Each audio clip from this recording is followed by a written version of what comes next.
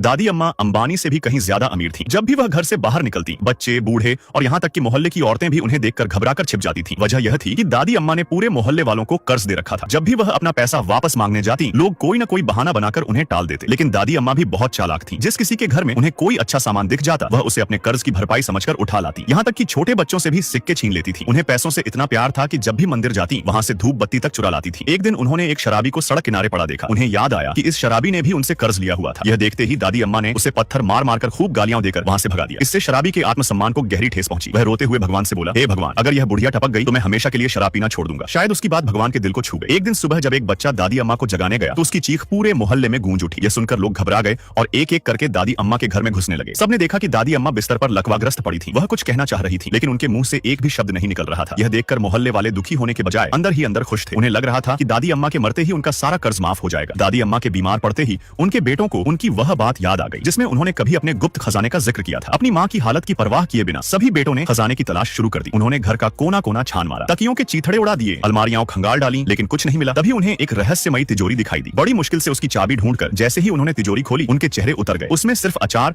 और चटनी के डिब्बे रखे थे। फिर भी उन्होंने हार नहीं मानी। हाथ में मेटल डिटेक्टर लेकर वे पूरे घर और आंगन में घूमने लगे। जहां भी मशीन कोई संकेत देती, वे जमीन खोद डालते, लेकिन खजाने का कहीं नामो निशान नहीं था। तभी मेटल डिटेक्टर फिर से बजने लगा। यह देखकर एक बेटा सीधे तालाब में कूद गया। घंटों पानी में खोजने के बाद भी कुछ नहीं मिला। गुस्से में उसने डिटेक्टर ही फेंक दिया। उधर दादी अम्मा की तबीयत दिन ब दिन बिगड़ती जा रही थी। बेटों को उनकी जरा भी परवाह नहीं थी, लेकिन खजाने के लालच में उन्होंने उन्हें शहर के अस्पताल में भर्ती करा दिया। कई महीनों बाद दादी अम्मा को होश आया और उन्हें अस्पताल से छुट्टी मिल गई। बेटों के मन में अभी भी खजाने का लालच था, इसलिए वे दिखावे के लिए उनका जोर शोर से स्वागत करने लगे। लेकिन दादी अम्मा बहुत शातिर थी। वह अपने लालची बेटों की नीयत अच्छी तरह समझती थी। अपने कमरे में पहुंचते ही वह कुछ देर सोचती रही। फिर उन्होंने अपनी सभी बहुओं को आवाज देकर कमरे में बुलाया। बहुओं के आते ही दादी अम्मा ने अपने पलंग का एक पहिया घुमाया। अचानक एक रहस्यमयी खांचा खुल गया, जिसमें से एक गुप्त चाबी बाहर निकल आई। उन्होंने वह चाबी उठाई और एक बटन दबाया। चाबी लगाने की जगह अपने आप खुल गई। दादी अम्मा ने चाबी लगाई, फिर पलंग पर जोर से हाथ मारा और उस पर बैठ गई। तभी पलंग के अंदर छिपी एक तिजोरी का दरवाजा खुल गया। उसके भीतर ढेर सारा सोना और कीमती गहने भरे हुए थे। यह देखकर सभी बहुओं की आंखें फटी की फटी रह गई, लेकिन दादी अम्मा के डर से कोई भी गहनों को छूने की हिम्मत नहीं कर पा रही थी। तभी दादी अम्मा ने खुद सभी बहुओं से कहा कि वे अपनी पसंद के गहने चुन लें। खुशी के मारे सभी बहुओं ने अपनी पसंद के गहने ले लिए। कुछ दिनों बाद दादी अम्मा ने अपने छोटे बेटे की शादी भी कर दी और उसकी बहू को भी मनपसंद गहने दे दिए। यह देखकर पूरा मोहल्ला सदमे में था। किसी को समझ नहीं आ रहा था कि इतनी कंजूस बुढ़िया आखिर अचानक इतनी उदार कैसे हो गई। लेकिन दादी अम्मा के मन में तो कोई और ही खिचड़ी पक रही थी। आगे क्या हुआ, ये जानने के लिए वीडियो को लाइक करें, चैनल को सब्सक्राइब करें और कमेंट में नेक्स्ट पार्ट लिखना न भूलें।